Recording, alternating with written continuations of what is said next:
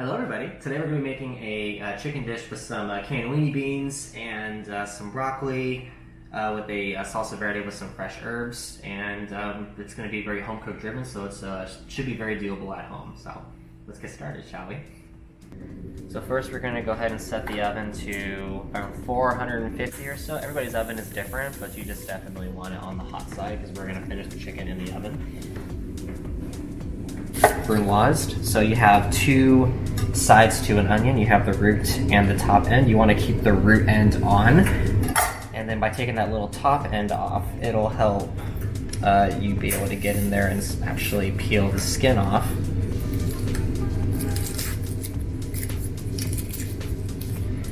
And then from here, you can save these scraps. If you are interested in making your own stocks, these kinds of scrappy bits are actually full of good flavor. So you can like have a little stock scrap pile going for things of that nature.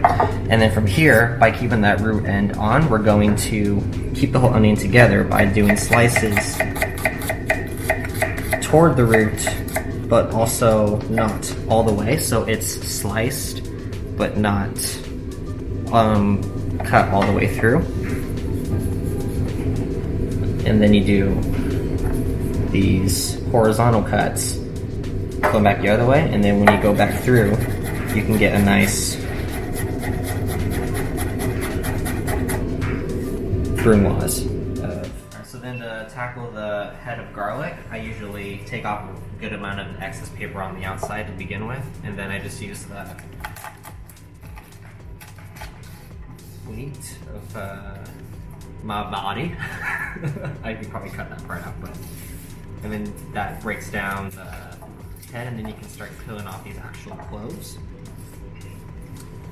And then you definitely do not need the whole thing for this recipe, so I'm only going to take what I need, and I like to start with the fat cloves because they're a lot easier to work with. And then so to peel it from there, you can use the side of your knife, give it just a gentle little press, and then it should peel a little bit nicer. I like to try to keep it as intact as possible.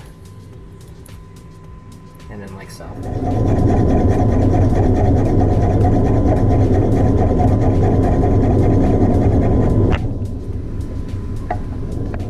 So next we're going to start the base of the Salsa Verde, which is primarily parsley. So I like to start off first. Toward the end of the process, I like to garnish a lot of my dishes with freshly picked herbs. So I'm just going to go ahead and pick those now and reserve those for the final plate up later on. And again, these guys have a lot of flavor, so you can save these for stockpiles and scraps and such as well.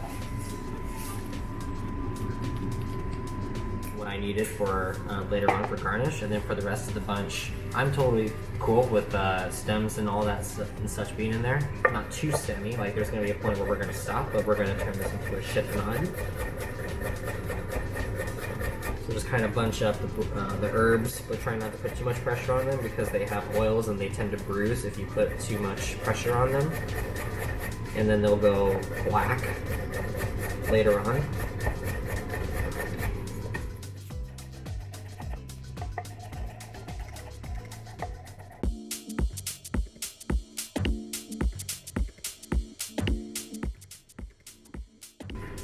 So a little trick to keeping your herbs as fresh as possible, so if you don't happen to get to all of them today, you can put a piece of dry paper towel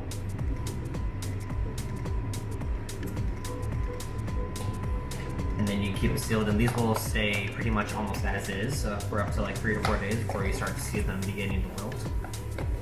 And so these will be ready at your disposal whenever you're ready. So the next we're going to juice and zest some lemons, and this method works with all kinds of citrus. So I've learned to hold the lemon like so, and then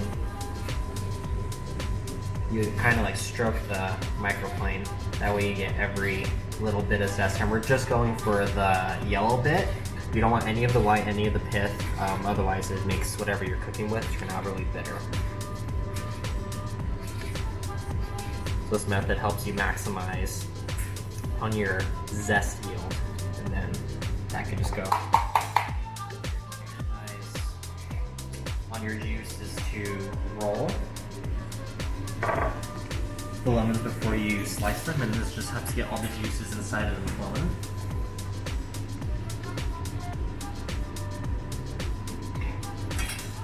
And this way you can even feel it, like it starts to kind of loosen it up, and you can feel how juicy they are inside. And then you can use a sift, so in this case I'm just going to use my hand, almost like a colander. So you just squeeze it right into your hand, leaving like little spaces in between your fingers, and then you should ideally catch as many of the seeds as you possibly can. We're going to start with all of our chiffonade parsley, some of our oregano.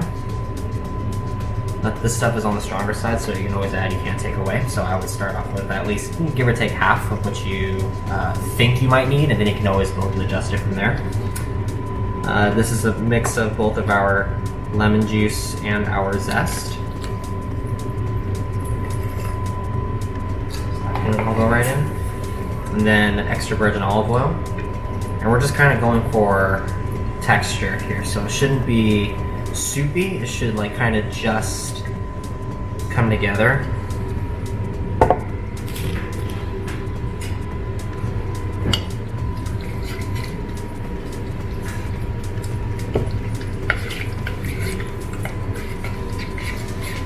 Add me a touch more oil.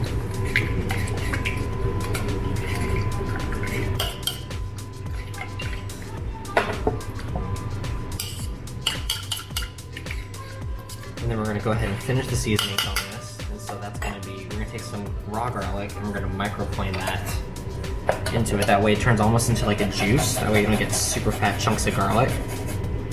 And again, be careful on this bit because, again, it's very strong and you could definitely overdo it. So we're going to start off with give or take that much. And if it needs more, then we can always add it. A little bit of chili flake for some spice. Also adds a little bit of color to it too. And then we're going to finish it with good old salt and pep. And then we'll taste it from here.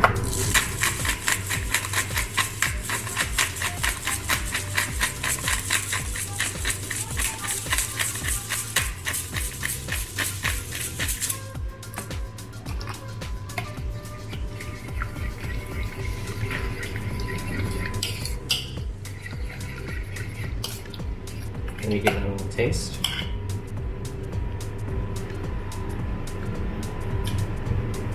And I'm pretty happy with that. So you just taste and move to your pop. If you like it more citrusy, then add more lemon. If you like it more on the oily side, then go ahead and add more oil. So cooking is definitely just a guide in most cases. So, you know, follow your palate. Cool. So for the next bit, we're going to season our chicken. So when you season from a height, that way you get more of an even spread. So we're going to just go salt and pepper on the chicken itself. And it's also good to keep in mind, I let this sit out for a good, at least an hour for a 6-month room temp. So next, my pan's already preheated. It's up to a smoking point at this. So I'm going to be using. You can use vegetable oil, canola oil, something with a high smoking point. I don't like cooking a whole lot with extra virgin whenever I'm searing, because it doesn't have as high of a smoke point. So just a nice, good, generous layer on the base of the pan. And then laying it away from you. And I like to treat the pan like a clock. So that's 12 o'clock, 1 o'clock, 2 o'clock, etc. And that helps you know where you started and like which one you need to cook first later on.